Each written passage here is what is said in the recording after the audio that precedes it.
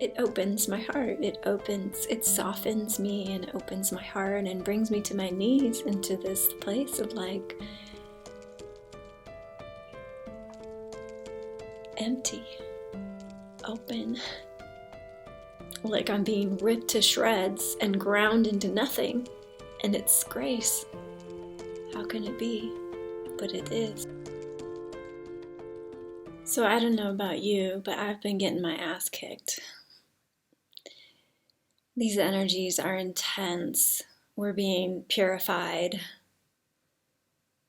to the core.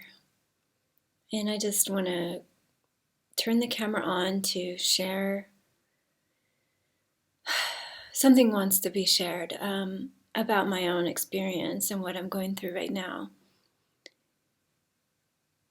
The health of the body has been shit. Just exhausted. And always with that comes the release of the emotions that have been held inside that are causing the illness. So prior to this time, like 2 months ago, 3 months ago, I was in a very expanded state and connected to the truth of my being more than ever before.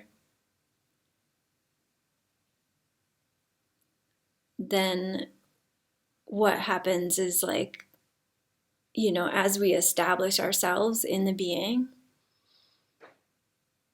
in that which is untouched by the moving, changing, and we have this anchor, and we've done a lot of work, releasing the energies. It just goes deeper and deeper and deeper into the repressed layers. And I tell you, this last round, I've been through, this is the kitty that I'm cat sitting. This is Emma. Say hi, Emma.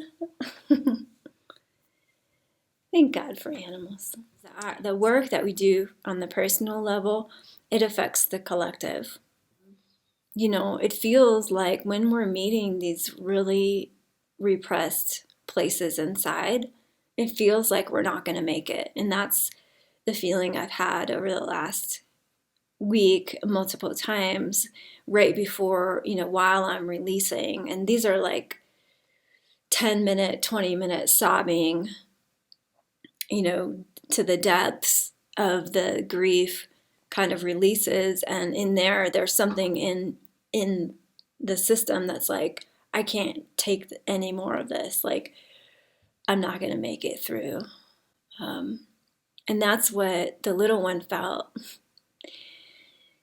That's what I felt as a child, and perhaps in other lifetimes, coming in to such an unconscious world and coming into such distortion and feeling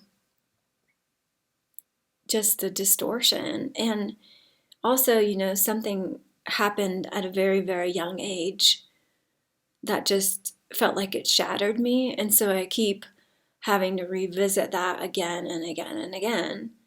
And this journey is not for the faint of heart.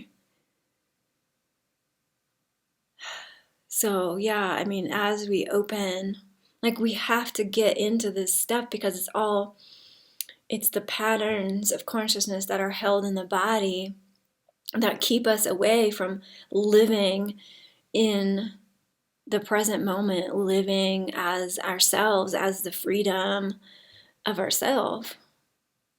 And so really we have no choice if we want to be, living in a fully open heart, like the way we were when we were kids, like just open and free to be us.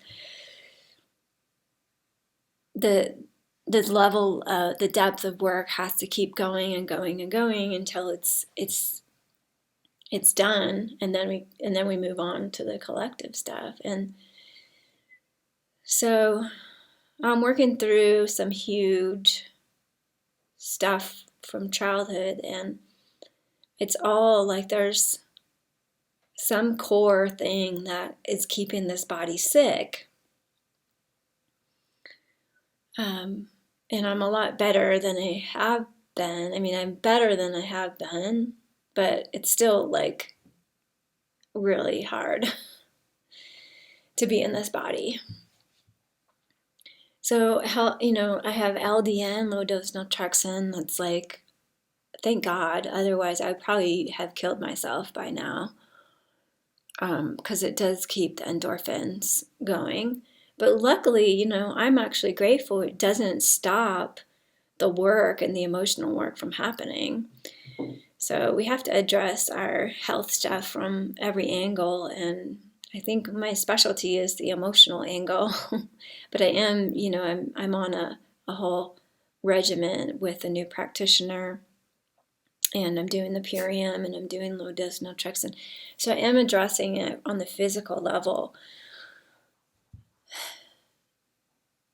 But I was feeling yesterday, after a huge release, the grace of, well, first of all, I was feeling this surrender and acceptance that somehow, I chose this body, this vessel, to do this work, to unravel this karma, and I can do it. I am still here.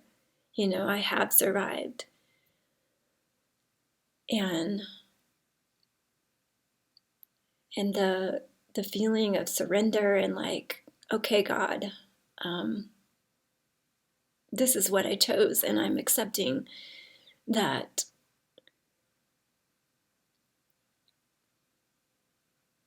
I'm accepting the challenge, and I do that again and again. And not only do I accept it, but then I find somehow the gratitude in it, because as I release these energies, these densities, there's more connection to myself. There's more connection to the subtlety, the silence and the stillness, and this humility, like the feeling of being humbled and being vulnerable and having my heart crack open. Like the feeling is just, I was so brokenhearted by my relationship with my dad and my mom, and brokenhearted just by coming into this dense frequency of humanity. Like it just, so many things have just broken my heart. And so I just feel this pain in my heart, and it's just like a deeply broken heart. The brokenheartedness of like relationships and how difficult they are, and not feeling like I even know who I am, like who my original essence is. And there's a lot to be brokenhearted about, especially now on the planet with so much chaos and stuff going on. But in that, it opens my heart. It softens me, and it opens my heart and brings me to my knees into this place of like empty, open, willing. I don't know how to say it. It's just like it's a bittersweet feeling. Like I'm being ripped to shreds and ground into nothing. And it's grace. How can it be? But it is, because it's like bringing me, there's just this unshakable trust and inability to believe that there's anything wrong. And I go through like torturous things. Yeah. And I know a lot of people have a lot of health challenges too. But mold is it's a demon of its own. It's demonic. So the mental torture isn't as bad as it used to be before low dose naltrexone, but it's still very torturous, and just not being able to like function or do anything or participate. Yeah. But there's an acceptance, and that's all I can do, right? Like I can't fight against it. There's not enough energy to fight against anything. But this is taking me into the inward journey to be able to meet everything in the light of my consciousness, to be able to bring it back home to the love that I am. All these repressed places inside, all this anger and sadness and frustration and brokenheartedness, all it's about is just feeling it and bringing it in, or bringing it back to the light of consciousness, to welcome it in, what's happening now is like letting the little one express, doing this work of allowing those voices inside to just express themselves, whatever they have to say. And there's a healing in that, because, when we know who we are in the being, we're not our personality, we're not the person, we're not these dense patterns, but it feels so personal when it's happening, and it's like something needs that safety to know it's safe to come up and release. And so in this process, I'm getting better and better of creating that safety instead of running and distracting. I still distract a lot, but this is taking me to be like better and better at just like staying and meeting myself, meeting all of it. And I guess there's a lot and there's more. But it's taking me to freedom and to realize God and merge with God, and that's all I want. That's the only consistent thing that I've had in my life, is this longing for home and longing for God, and the willingness to meet all of this intensity. Knowing that this is my purpose, this is what I came to do. But of course, the mind wants to be, finished. So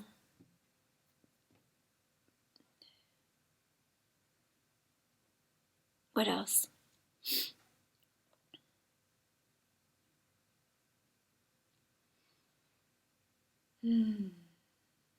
So like the root of all chronic illness and stuff in the body is like these repressed emotions, and there's a lot of denial and resistance to that, right? And it has to take the time that it takes. It's like this really delicate process of us coming into our hearts and being able to love ourselves. And as we bring in that love to ourselves, more and more can come forth. And that takes time, because we never were taught how to love ourselves.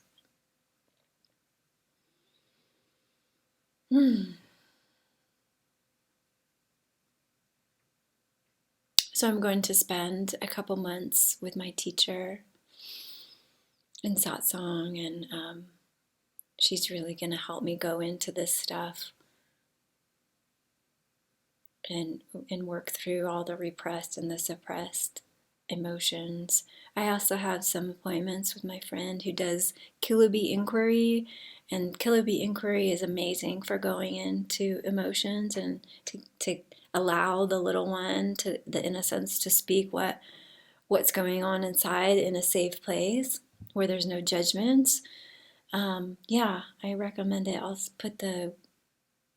put my friend's link below. She's incredible at holding a very safe space, and she's done a lot of work herself, and she's helped me get into some of the really deep anger inside, which has been very freeing and bringing online the passion, and that's, the anger is like underneath the fatigue, but it's not easy for me to get into it by myself. So I'm going to do some sessions with her to get into some more of the anger. So I hope to be able to guide people someday on this journey, and that's part of why I share, is just so you can maybe watch part of my journey and see what it takes, and And that, you know, it's not just about like positive thinking and manifesting what you want. It's like, no, there's a lot of, it's a big mystery and there's a lot of shit you got to deal with, like really mean, angry voices. And you can't change your thoughts. You can just see them. You can see them in the light of awareness and be like, wow, those are really mean thoughts about myself. Like, what's going on? What it's really a cry for help from our little one when we have these angry thought patterns. It's like something inside wants to be felt and wants to be loved. It's not about changing your thoughts to positive thoughts, you know, because after we feel the feelings and after we bring in the love to our innocence, that's what shifts the thought patterns.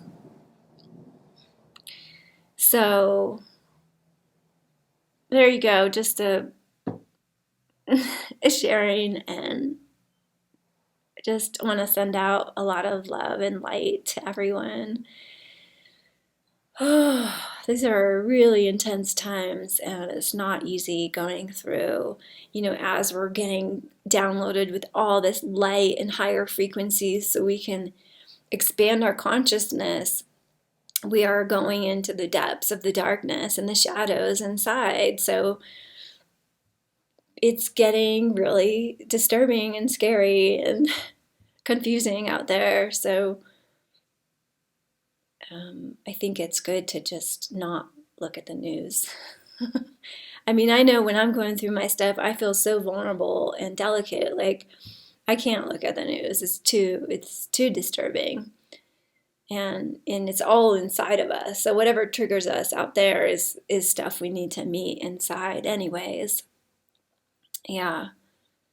Yeah, we're really, you know, we're really all just longing for the same thing, like to find our happiness and our wholeness again, just to be able to be free to be ourselves and be connected with our divinity, and be fully accepting of our humanity and warts and all of our flaws. Yeah. So just sending a lot of light and love to you on your journey home, wherever you're at. I hope my sharing is helpful, and if you have any things you want to share, feel free.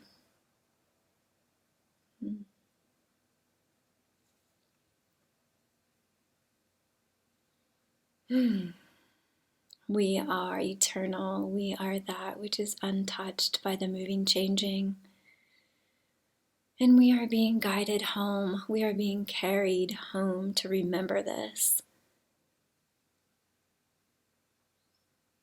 To remember our connection with each other in the purity of our essence and our being, that we really are we're one being.